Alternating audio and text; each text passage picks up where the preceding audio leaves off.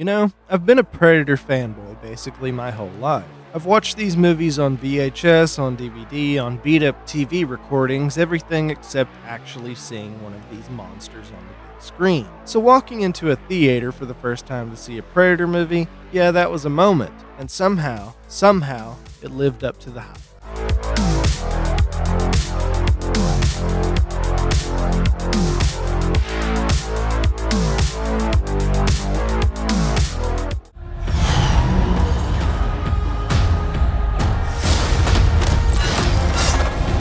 Here, you're not the predator.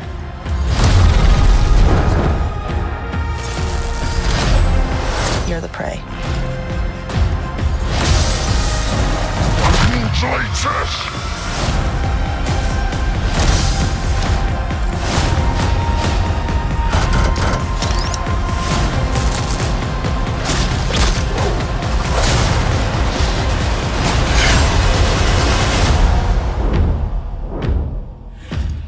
Hey everyone, welcome back to the channel. Predator Badlands is the newest film in Dan Trachtenberg's Predator mini-saga following Prey and Killer of Killers. And this time he's teaming up with an awesome cast led by Elle Fanning as the twin synthetics Thia and Tessa, and Dimitrius Koloamatangi as Dek, the Yautja runt who becomes the film's main protagonist. And honestly, this movie had a weird amount of skepticism surrounding it before release. The design of the Predator had people nervous. The PG-13 rating sent the hardcore fans into a panic, and on top of that, this movie promised the biggest franchise departure yet, making the Yautja the main character and hero of the story. If you told me they'd try that 10 years ago, I probably would have laughed. But Dan Trachtenberg obviously saw something in it, because this thing absolutely kicks ass. This is genuinely one of my top 3 Predator movies ever, and if this is the direction the franchise is going, I'm strapped in for the ride. Before we jump into the plot setup, don't forget to like the video, subscribe to the channel, and turn on notifications so you never miss one of my reviews. The movie follows Dek, a runt-class Yautja who crash lands on the hostile planet Genna, a world where literally everything is designed to kill anything that breathes. While trying to survive the planet's creatures, androids, and environmental death traps, Dek crosses paths with Thia, a synthetic developed by Weyland-Yutani. The two slowly form an unlikely alliance, while Thia's twin counterpart, Tessa, also a synthetic but far more ruthless, emerges as the story's antagonist. Dek's mission becomes not only one of survival, but proving himself worthy in the eyes of his own. Now let's talk about why this movie works as well as it does. This is easily some of the best action in the franchise. Trachtenberg knows how to shoot kinetic, readable combat. You always know where Dek is, what he's doing, and how the environment plays into the fight. And despite the PG-13 rating, this somehow manages to be one of the most violent Predator films ever made. You've got decapitations, spine rips, dissections, impalements, and alien gore spraying everywhere. The loophole, of course, is that there are no human kills. Dek only fights alien creatures and androids, and because there's no red blood, they get away with everything. Honestly, I think that's a smart play for this one film. It opens the franchise to a wider audience without betraying the Predator identity.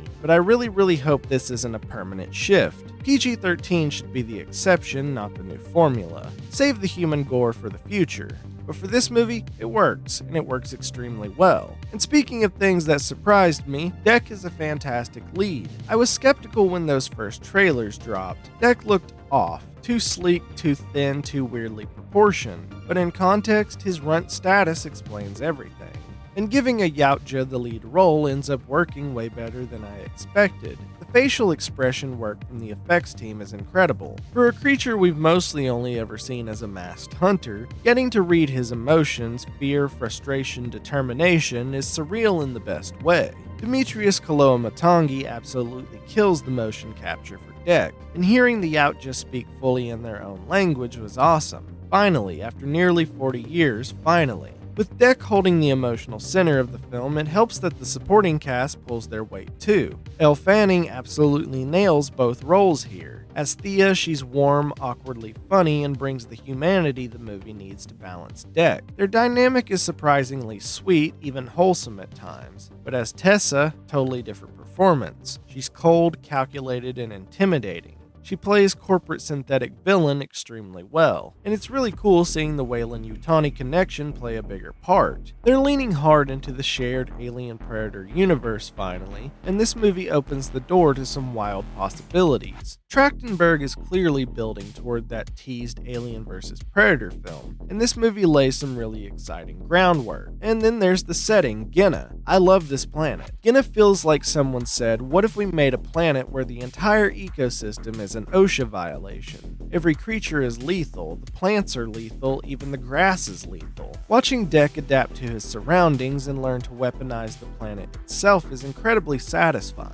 It's creative, it's fun, and it fits Predator's survival-based storytelling perfectly. This is the freshest world building the franchise has had in decades, and if that wasn't enough to get me excited, the ending sealed it. All I'll say is this, the ending rules. Not only is it extremely satisfying on an emotional level, but it opens up a sequel path that could go in a ton of interesting directions. Combine that with the ending of Killer of Killers, and it's clear Trachtenberg is thinking about the long game. At this point, he's 3 for 3, and honestly, if he keeps this up, Predator could genuinely become the next big genre franchise to stand along Star Wars or the big superhero universes. It has the potential, and Trachtenberg has the vision. Of course, even with all that praise, though, there was one thing that didn't quite work for me.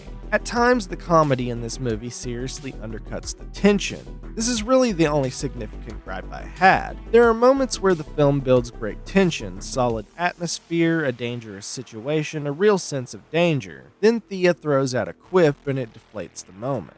It's not constant, but when it happens, you definitely feel it. And yeah, with Disney having their hands on Predator now, this wasn't shocking. But I really hope this isn't the new tone for the franchise. Predator should feel gritty, intense, and brutal. A joke here or there is fine, but I don't want this turning into MCU in the jungle. Let this movie be the outlier, not the template. At the end of the day though, Predator Badlands blew past my expectations. It's visually creative, brutal in all the best ways, character-driven, world-expanding, packed with great action, and ends on a genuinely exciting note. If you'd told Kid me that one day we'd get a Predator movie where the Yautja is the main character and it'd be this good, I never would have believed you. I'm giving Predator Badlands a 4 out of 5. It's a damn great entry in a franchise that's finally finding its groove again.